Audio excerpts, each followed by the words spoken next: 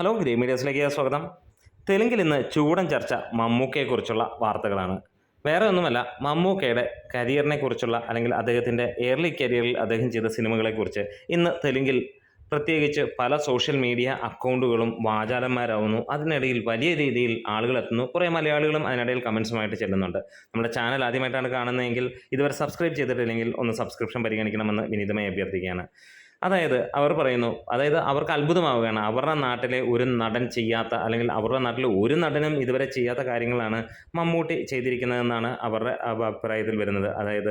മമ്മൂട്ടി 35 സിനിമകളാണ് 1983-ലും 1986-ലും അഭിനയിച്ചിരിക്കുന്നത്. ഒരു വർഷം 35 സിനിമ, അതങ്ങനെ അടുപ്പിച്ച് ഉള്ള 83, 86. അതുമാത്രമല്ല 34 സിനിമകൾ അദ്ദേഹം ചെയ്തിരിക്കുന്നു 84, 85 കാലഘട്ടത്തിൽ. 83, 84, 85, 86 കാലഘട്ടത്തിൽ അദ്ദേഹം ചെയ്തത് എല്ലാ വർഷവും 34 സിനിമയ്ക്ക് മുകളിലായിരുന്നു എന്നുള്ളതാണ്. ബ്ലഡ് ആൻഡ് സ്വീറ്റ്, പെറ്റി, മാറി, ചെസ്സു എന്നാണ് അവർ പറഞ്ഞിരിക്കുന്നത്.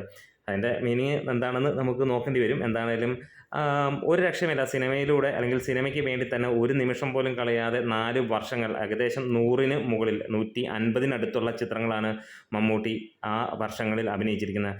ഒരു വർഷത്തിൽ 30-ന് മുകളിലുള്ള സൂപ്പർ ഹിറ്റുകളും അല്ലെങ്കിൽ വിജയങ്ങളും നേടിയ വർഷങ്ങളായിരുന്നു ഇത്. 35 സിനിമകൾ ഇറങ്ങിയതിൽ 30-ന് മുകളിലുള്ള സിനിമകൾ വിജയവും, ഒരു വർഷം 34-എണ്ണത്തിൽ 32 വിജയവുമായിരുന്ന കാലം ഉണ്ടായിരുന്നു എന്നുള്ളതാണ്. അവർ പറയുന്ന കാര്യം ഇങ്ങനെ തന്നെ, അവർ ചർച്ച ചെയ്യപ്പെടുന്ന കാര്യം ഇങ്ങനെയാണ്. ഒരാൾ 35 സിനിമ ഒരു വർഷം ചെയ്യണമെങ്കിൽ 10 ദിവസം മാക്സിമം ഒരു സിനിമയ്ക്ക് എന്നുള്ള കണക്ക് നോക്കിയാൽ അങ്ങനെ അദ്ദേഹത്തിൻ്റെ 4 വർഷം അങ്ങനെയാണ്. അതാണ് അദ്ദേഹത്തിൻ്റെ ഡെഡിക്കേഷൻ. ചോരയും നീരും എല്ലാം ഈ ഒരു സിനിമയ്ക്ക് വേണ്ടി അർപ്പിച്ചിരിക്കുന്ന വ്യക്തി. അതുകൊണ്ട് തന്നെയാണ് മമ്മൂട്ടി എന്ന 85-ൽ അല്ലെങ്കിൽ 83-ലൊക്കെ അഭിനയിച്ച നടൻ ഈ ഒരു 2024-ലും ഇന്ത്യയിലെ തന്നെ ഏറ്റവും വലിയ നടനായി നിൽക്കുന്നത് എന്നുള്ളതാണ് അതിന് ഉറപ്പിക്കാവുന്ന കാര്യവും. കാരണം അത്രത്തോളം ഡെഡിക്കേഷനും അത്രത്തോളം പാഷനും അത്രത്തോളം ആത്മാർപ്പണവും എല്ലാമാണ് സാധാരണക്കാരനായ മമ്മൂട്ടിയെ, ഇൻബോൺ ടാലൻ്റ് ഇല്ലാത്ത മമ്മൂട്ടിയെ ഇന്ത്യയിലെ ഏറ്റവും വലിയ നടനാക്കി.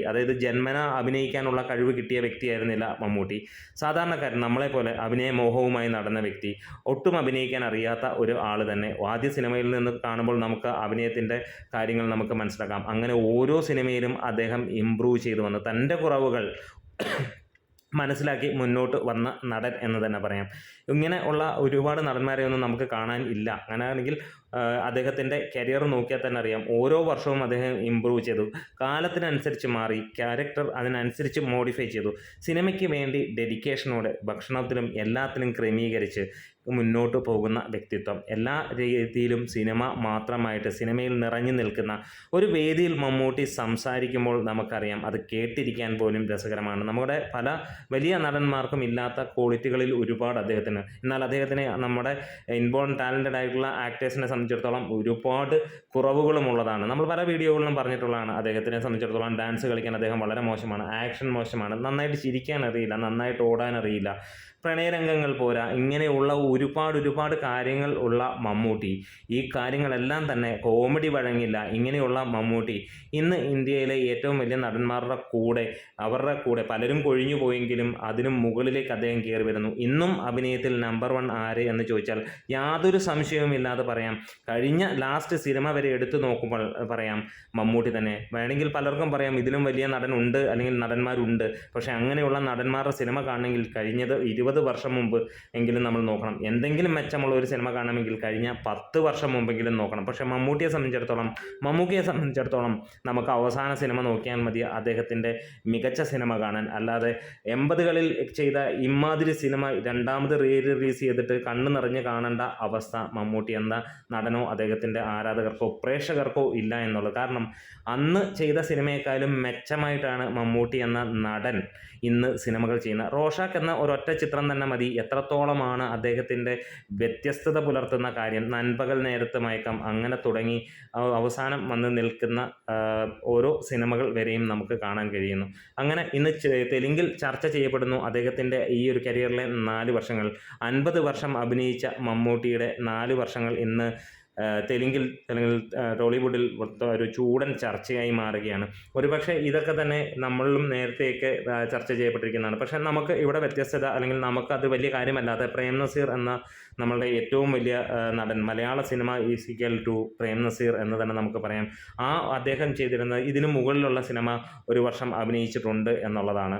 എന്നിരുന്നാലും ഇതേപോലെ തുടർച്ചയായിട്ടുള്ള വർഷങ്ങളിൽ ചെയ്തിരിക്കുന്ന മമ്മൂട്ടി തന്നെയാണ്. അദ്ദേഹം 40 അടുത്തുള്ള അല്ലെങ്കിൽ 40 മുകളിലാണെന്നാണ് എൻ്റെ ഓർമ്മ പ്രേം നസീർ ചെയ്തിരിക്കുന്ന വേഷങ്ങൾ. മോഹൻലാൽ ചെയ്തിട്ടുണ്ട് 25 സിനിമകൾ മുകളിൽ ഒരു വർഷം എന്നുള്ളതാണ്. ആ ഒരു കാലഘട്ടത്തിൽ അവരെടുത്ത ഡെഡിക്കേഷൻ തന്നെയാണ് ഇന്ന് അവർ എത്തി നിൽക്കുന്ന പൊസിഷനും അന്ന് അവരുടെ കൂടെ ഉണ്ടായിരുന്ന ഒരുപാട് പേർ കൊഴിഞ്ഞു പോയപ്പോഴും ഇന്ന് തലയെടുപ്പോടെ നിൽക്കാൻ കഴിയുന്നത് അന്നത്തെ കഷ്ടപ്പാടും അന്നത്തെ ദുരിതവും അനുഭവിച്ച് മുന്നോട്ട് വന്നതുകൊണ്ട് തന്നെയാണ്. എന്താണെന്നും ഇന്ന് ചൂടൻ ചർച്ചയായി മമ്മൂട്ടി നിൽക്കുമ്പോൾ നമ്മളുടെ വാക്കുകൾ കേൾക്കുമ്പോൾ നിങ്ങൾക്ക് എന്ത് തോന്നുന്നു എന്ന് കമൻസിലൂടെ രേഖപ്പെടുത്താം. ശരിയാണെങ്കിൽ ശരിയെന്ന് പറയാം, തെറ്റാണെങ്കിൽ തെറ്റെന്ന് പറഞ്ഞ് നിങ്ങൾക്ക് നിങ്ങളുടെ കാര്യങ്ങൾ ഒന്ന് വെളിപ്പെടുത്താം എന്നുള്ളതാണ്. അപ്പോൾ നമ്മുടെ വീഡിയോസ് ഇഷ്ടമെങ്കിലും സപ്പോർട്ട് ചെയ്ത് തരണം. Clear medias.